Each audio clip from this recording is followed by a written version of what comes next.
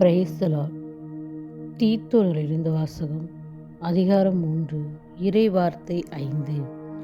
பொது பிறப்பு அளிக்கும் நீரினாலும் புதுப்பிக்கும் தூய ஆவியாலும் கடவுள் நம்மை மீட்பார். தாயும் தகப்பனுமாய் எங்களை வழிநடத்துகிற அன்பு இறைவா, உமக்கு கொடான கொடி நன்றி செலுத்துகிறோம்பா. கடந்து வந்த பாதைகளை நினைத்து பார்க்கிறோம். கண்ணீரோடு கர்த்தாவை நன்றி செலுத்துகிறப்பா.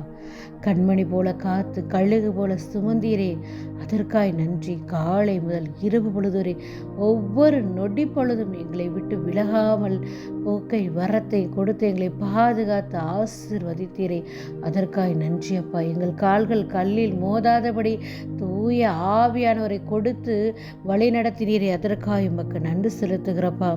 எங்கள் வேதனை துன்பம் எங்களை நெருக்கும் போதெல்லாம் அப்பா உம்மை நோக்கி நாங்கள் மன்றாடும்போது எங்களுக்கு பாதுகாப்பு தருகிறவரே, உமக்கு நன்றி அப்பா.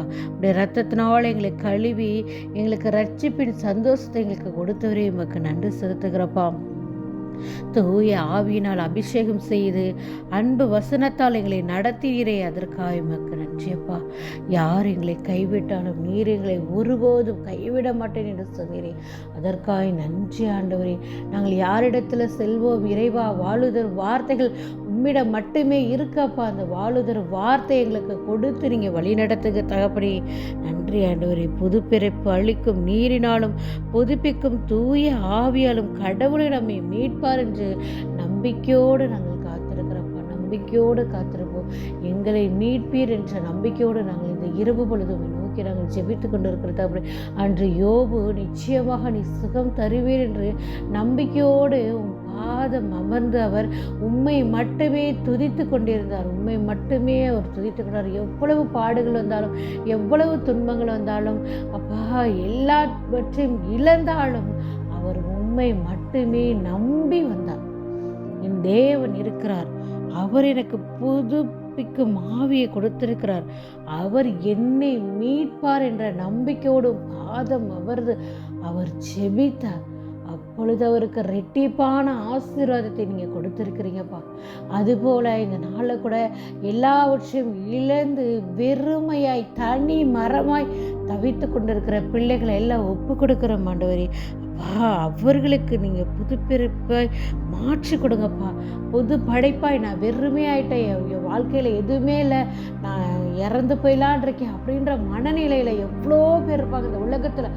அவர்களை எல்லாம் ஆண்டவரே எங்கள் ஆழம் கரத்தினுக்குள்ள ஒப்பு கொடுக்குறப்பா. எல்லாவற்றையும் இழந்து வெறுமையாக இருப்பாங்கப்பா. மன நிம்மதி இல்லையே, என் வாழ்க்கையில் சந்தோஷம் இல்லையே, நான் இப்படி தனிமைப்படுத்தப்பட்டு இருக்கிறேனே, நான் என்ன செய்வேன் என்ற திக்கற்ற நிலையில் இருக்கிற பிள்ளைகளுக்கு ஆண்டவரே நீ ஆறுதலை கொடுங்கப்பா. தூய ஆவியை கொடுத்து அந்த பிள்ளைகளுக்கு ஆண்டவரே நிறைவான வாழ்க்கையை கொடுங்க அப்பா. நீ மீட்பை தருவீங்கன்ற நீ இறை நம்பிக்கை அந்த பிள்ளைகளோட உள்ளத்தில் ஊற்றுவதற்கு தூய ஆவியை கொடுத்து வழிநடத்துங்கப்பா. வழிநடத்துங்கப்பா. வழி தவறி போகிற பிள்ளைகளை அப்பா நீ மீட்கிற தேவனாண்டவரே. அப்பா ஆயினலா ஆடுகளை அலைகிற பிள்ளைகளுக்கு பாதுகாப்பை கொடுக்குற ஆண்டவரே. அப்பா பலவிதமான இன்னல்கள் இருப்பாங்க, மனவேதனை, வெளியில் சொல்ல முடியாத பிரச்சனை, யாரிடத்துல சொல்லுவோம், யார் என்னை கேட்பான்னு சொல்லி கண்ணீரோடு இருக்கிறவங்களுக்கெல்லாம் இப்போ நீ ஆறுதலை கொடுத்து வழிநடத்துங்க. இரவு பொழுது நல்ல உறக்கத்தை கொடுங்கப்பா. விடுகின்ற காலை பொழுது வளமான நலமான எதிர்காலத்தை தரப்போவதற்காக நன்றி செலுத்துகிறோம். எங்கள் ஆண்டவராகிய கிறிஸ்துவை மன்றாடுகிறோம். ஆமேன்.